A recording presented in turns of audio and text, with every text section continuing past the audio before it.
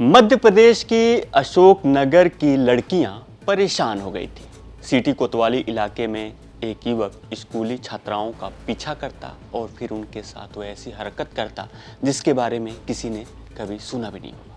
लड़कियों ने जब घर वालों को बताया तो फिर घर वालों के होश उड़ गए, भागे भागे थाने पहुंचे और पुलिस ने मुस्तैदी दिखाते हुए आरोपी को गिरफ्तार किया। तो फिर हैरान करने वाला खुलासा हुआ। क्या था वो खुलासा, ये हम आपको आगे बताएंगे। नमस्कार, मैं हूं आशुतोष और आप देख रहे हैं एमपी तक का क्राइम शो अनकही।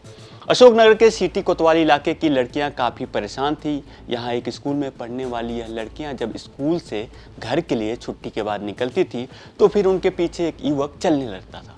इस दौरान वह मंत्र पढ़ता और फिर अजीबो गरीब हरकतें करता। इतना ही नहीं, वह युवक इन लड़कियों पर इत्र भी छिड़कता था। शुरू में तो स्कूली छात्राओं ने इसको इग्नोर किया, लेकिन इस युवक ने जब हरकत अपनी बंद नहीं की तो फिर लड़कियों ने अपने घर वालों से इसकी शिकायत कर दी।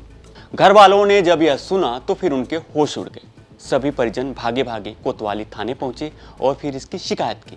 यह मामला स्कूली छात्राओं से जुड़ा था, लिहाजा पुलिस ने काफ़ी गोपनीयता बरती और फिर आरोपी को धर दबोचा। पकड़े जाने के बाद आरोपी के बारे में हैरान करने वाले खुलासे हुए।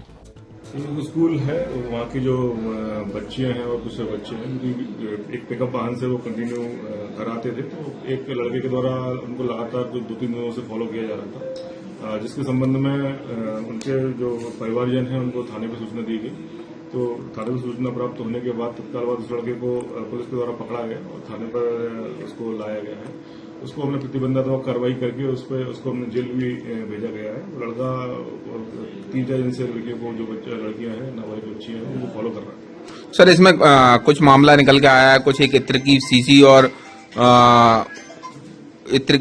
और एक किताब भी उसके पास मिली है। कुछ जादू टोना जैसा कोई मामला भी उसमें है क्या? हाँ, वो लड़के से बात करने पे समझ में आया है कि वो जो एक मंत्रों की किताब है वो भी उसके पास मिली है और उसके पास इत्र की सीसी वगैरह भी तलाशी में उसके पास मिली थी, जिसका वो उपयोग करता था।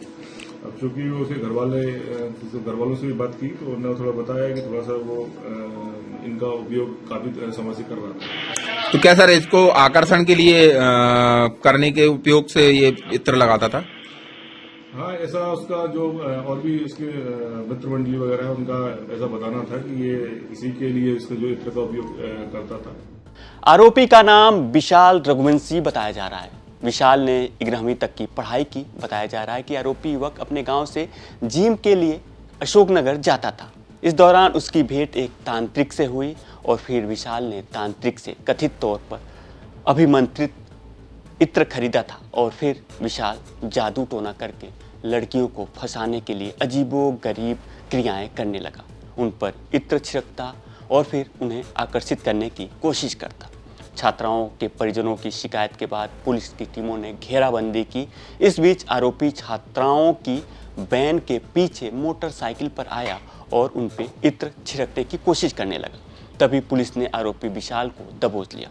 आरोपी की तलाशी ली गई तो एक तेज गंध वाली इत्र की शीशी, एक धार्मिक किताब मिली। फिलहाल पुलिस यह पता करने की कोशिश में जुटी हुई है कि आखिर वह बाबा कौन था जो वशीकरण वाला इत्र बेचता था।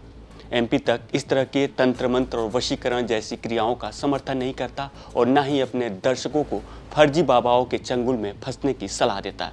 फिलहाल आरोपी पुलिस की गिरफ्त में है। पुलिस आरोपी से पूछताछ कर रही है और जानकारी हासिल की कोशिश कर रही है कि आखिर वो ये कब से कर रहा था।